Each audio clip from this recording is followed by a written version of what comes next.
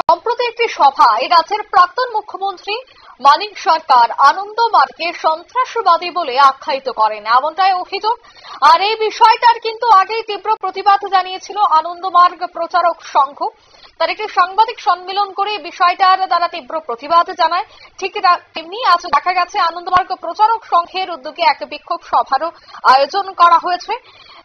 ধর্মনগর শহরে নেতাজি মূর্তির পাদদেশে আনন্দমার্গ প্রচারক সংঘ উত্তর ত্রিপুরা ভুক্তি ধর্মনগর ইউনিটের উদ্যোগে এই বিক্ষোভ সভার আয়োজন করা হয়। এই সভায় উপস্থিত ছিলেন আচার্য মনসুধানন্দ অবধূত সহ আরো অন্যান্যরা।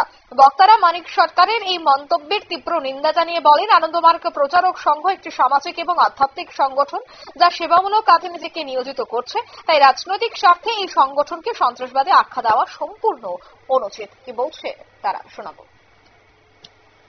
আনন্দমার্গ সংস্থা সারা ভারতবর্ষের সঙ্গে সারা পৃথিবীতে 200-এরও বেশি দেশে আনন্দমার্গের ধর্মীয় সংস্থা কাজ করে চলেছে মানুষের কল্যাণার্থে।